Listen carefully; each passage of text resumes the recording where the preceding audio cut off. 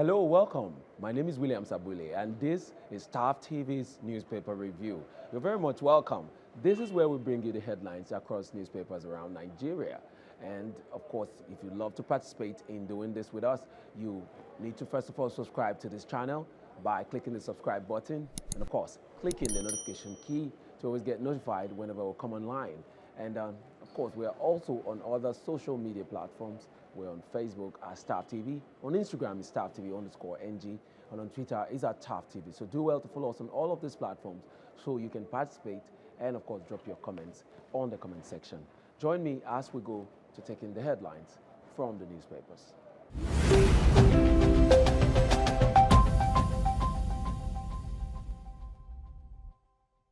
All right, today is the 6th day of March 2022, and we begin the readings of the headlines on the Punch newspaper. And let's start with the headliner here on the Punch newspaper, and it says, World Bank projects 4 trillion Naira 2022 fuel subsidy. Experts predict more loans. Nigeria could spend 360 billion Naira on subsidy, says World Bank. Federal government will borrow more to finance rising fuel subsidy payments. Experts. NNPC releases additional 381.8 million liters of fuel. Queues lessen. All right, we'll go back to the top part of that paper. That is the Punch newspaper. And let's take the headlines on the top part. We see there, Osibanjo orders in charge during my UK checkup. Buhari. And then at the corner of that headline, we also see implement 2009 agreement, fund or short varsities, says ASU. APC chairman meet today. Uncertainty surrounds zonal congresses. All right, so do well to pick a copy of the Punch newspaper to get details of those stories. Other headlines here on the Punch at the bottom part, we see here NDLEA seizes 294,440 tramadol tablets. Orders arrest 41 in nationwide raids. All right, so that's all we'll take on the Punch newspaper. Next, we'll go to the Leadership newspaper. And on the Leadership newspaper, the headline idea says, 19 days to convention. APC won't collapse on my watch. PMB vows. That story is on page 4 of the Leadership newspaper. I'll take that again. It says 19 days to convention. APC won't collapse on my watch. Says party will survive post-convention crisis. We are not opposing Buhari on consensus. Al Makora. President won't subscribe to imposition. Senator Musa speaking there. So do well to find that story on page 4 of the Leadership newspaper. And on the top part of the Leadership newspaper there, we see finally MPA designates Lily Pond Terminal Export Hub. All right, and on the side of that paper, that is on my left-hand side of the paper here, it says, Emefiele, agricultural sector, Nigeria's saving grace. So all of that story is on the Leadership newspaper. So do well to pick a copy and read up the details. Next, we'll go to the Tribune newspaper, and we'll start from the top of that paper. It says, NDLEA to arraign Kyari, 6 orders today. And that story is on page 24 of the Nigerian Tribune. And at the side of that headline, we see Osibanjo in charge in my absence. Buhari departs for London for medical checkup. And then we also see there at the top part of the paper, it says, police arrest 2, declared driver wanted over missing BRT passengers. And the main headline here on the Nigerian Tribune, it says APC convention, crack in caretaker committee, plot over neck committee, no government has power to convene meeting. Nabena speaking. So if you need to get details of the paper, pick the Nigerian Tribunes and run to page 24 and 25 of that paper. That's where you find that story. And other headlines here on the Nigerian Tribune, we see African Awo's, that's Awolowo's 113th posthumous birthday. African leaders, Nigerian governors, monarchs, scholars relieve Awo's legacies. And of course, we can see the face of Awolowo on the Nigerian Tribune there. So do well to pick a copy of that paper to get details of that news. Next, we'll go to the Nation's newspaper. The Nation's newspaper here. And on the Nation's newspaper, we start from the top part of the paper. It says 1.5 million flee Ukraine to escape Russia bombing. And the big headline there on the Nation's newspaper, it says APC zoning panel submits report amid disagreement. APC zoning panel submits report amid disagreement. Leaders split over key National Working Committee positions. Buhari, we will overcome crisis. All right? And that's the big headline on the Nation's newspaper. So do well to pick a copy and read up the stories there on the Nation's newspaper. Next, I'll take on the New Telegraph. And on the New Telegraph here, the headliner here says, APC convention will shock critics, says Buhari. APC convention will shock critics, says Buhari. And on the top part of that paper, we see 5 banks grow customer deposits to 19.57 trillion. And I'll take the bottom part of the New Telegraph. It says, stop. Okay, let me take it the way it is here. Is it persisting queues at filling station? Stop storing fuel at home. Fire chief. Stop storing fuel at home. And I think that's a very sound advice coming from the fire chief there. It says, stop storing fuel at home. The risk involved is unthinkable, so stop it if you're doing it. All right, that's all we take on the New Telegraph newspaper. Next, we'll go to Daily Independent. And on Daily Independent, we see there, fintechs keep banks on edge with cheap, high-risk loan. Fintechs keep banks on edge with cheap, high-risk loan. And then we see there, at the bottom part of that paper, we see APC blames individuals' presidential ambition for agitations in party. APC blames individuals' presidential ambitions for agitations in party. All right, that's all we can take, all the headlines we can take from the Daily Independent newspaper.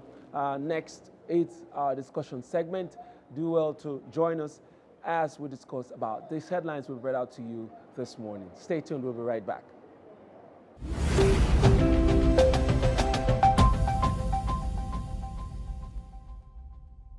you much for staying with us up to this time. We're still here on the Newspaper Review, and I've been joined by Mr. George. Thank you so much for joining me. He's one of our regular commentators here, and this morning again he has made it true to give us his commentaries about some of the headlines we've read out this morning. Let's go straight to checking one or two of the topics we'll be talking about this morning. Mr. George, let's see this one on the Punch newspaper. It says World Bank projects 4 trillion Naira 2022 fuel subsidy. Experts predict more loan. And the questions keep burning in my head, like the talk about fuel subsidy removal is still on the table from what it looks like. You know, federal government is still planning to do something about the subsidy. And from this headline, if they don't, World Bank is predicting that we're going to be spending over 4 trillion Naira in fuel subsidy management in the year 2022. And experts are predicting that we'll borrow more. For me, what do you think the implications are? All right, thank you very much. Looking at subsidy, I think the federal government has not told Nigerians the truth. We've been discussing subsidy for many years. Different government comes in saying they want to remove subsidy, and NLC goes on strike, all those going forth and back and forth and trying to resolve issues on subsidy. So for me, they should educate the average Nigerian, the taxpayers, more on subsidy. What exactly is subsidy? How much are they trying to, how much have they been subsidizing per fuel, per liter of fuel? What is the amount of subsidy? Because if you remember, there was a time they told us that they are going to remove subsidy. In fact, they've removed subsidy. Yeah. And I'm still surprised that up till now, Nigerians are still talking about subsidy removal. So until Nigerians get the real picture, the truth about subsidy, then we'll now know how we can go about it. Because I believe these marketers and politicians are really robbing off or ripping off a lot from Nigerians through subsidy. Like I was saying to a friend of mine, I was saying that I think the reason why this subsidy topic has dragged for so long is because Nigerians don't trust the government. Just like you said, they need to let people understand what this subsidy is about. With understanding, I'm sure they'll be ready to sacrifice and say, okay, let's give it a year and see how, we can, what's the money that they want to, direct or redirect back into our economy, what it can do for us. Because right now, even if the subsidy has been removed, we don't feel the impact because the stealing in the government is still up and running. People take money with impunity. Exactly. In Nigeria, we don't trust our politicians. And that remains the fact. Now, while reading on the headline, you see talking about more borrowing. Yeah. Nigeria has been borrowing. What are we borrowing for? Can we do a thorough assessment of what we have borrowed so far and the implication or the impact of the of the borrowed funds? Yeah. Now, Nigeria has borrowed enough or a lot. What have been put in place with these borrowed funds? So that is where Nigerians are tired of all these news. Every day you hear billion, trillion. Our roads are not good. We don't have a steady power supply. A lot of things are going on. Where are the borrowed funds? Now, when you still, everyday headlines, you hear looting of funds, EFCC coming after this person. Where are those money coming from? And the money that has been recovered from all these people, where has it been plugged back to? The people that stole the money, where are they? They're in their houses. Exactly. Flexing. So the truth is, I think for the subsidy, for me, if they ask me, for me, it is a good thing they remove subsidy. That is only if they can be sincere to Nigerians. Yeah. If they can be sincere to Nigerians. Now, come up with the mechanics of how this surplus fund from subsidy, this is where we are going to channel it to. And let it be authentic. Be accountable. Let them be accountable. Yeah. Let it be seen. Not, this is this is that. At the end of the day, we are doing subsidy. At the end of the day, we are not seeing, we've removed subsidy, and at the end of the day, you see that there's nothing to account for. No infrastructure, no school, no road, no pipe-borne water. If you look at it, every Nigeria provide their own water. Yeah. No light. So until they come out to be sincere to the populace, to the citizens, I don't think this will be a reality. And for the borrowing, in my opinion, I feel, Nigeria is already neck deep in borrowing. We have the debts in this present administration is so much so that I wonder if even if the next one stays for 8 years, if they'll be able to clear it. Yeah, the truth is we'll keep borrowing. We'll keep borrowing. Because for me, I think we are even eating up our future. I wonder the next generation, our children, what they will have left for them.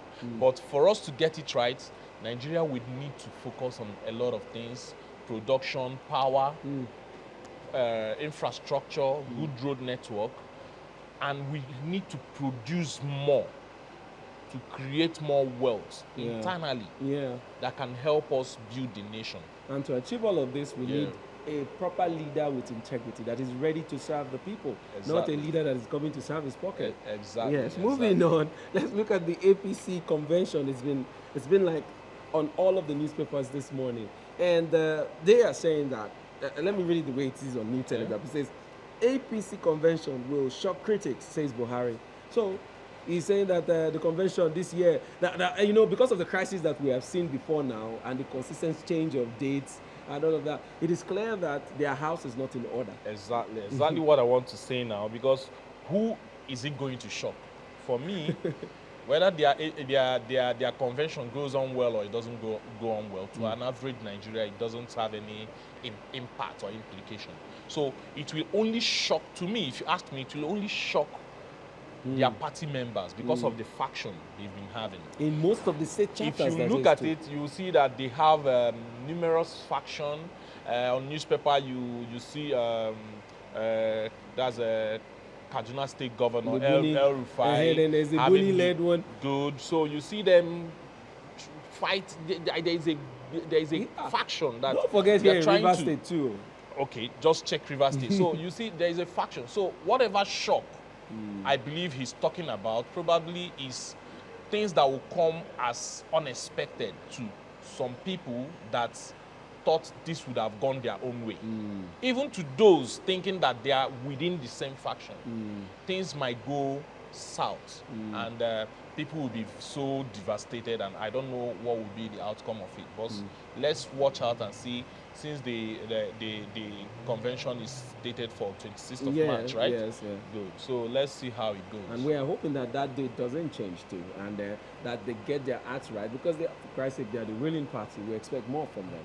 But if they lose it, well, PDP is waiting for them to make mistakes so that they can, take advantage of that and take over power. Exactly. All right. Then lastly, the president is out of the country, and he says that the seat of power has been handed over to Sibanjo and the executive committee. What's your take? Well, for me, the seat of power has always been with Sibanjo because looking at it very closely, you find out that the president has always been on the. He's always traveling. Always on the way, on the road, traveling. So the seat of power has always been with Osibanjo, so it's not a news anymore. So while he was there, Nigerians have still not felt his own personal impact as a leader. So we wish him safe trip. Let him go and come back. We are waiting for him. Oh, yeah. Thank you very much for your commentaries. My viewers, that's all we'll be taking today. Don't forget to also participate by dropping your comments and your reactions on the comment section. Thank you very much, Mr. George, for coming through. Thanks for having me. And then until next time, we see you. My name is William Sabule. Stay tuned. Till next time.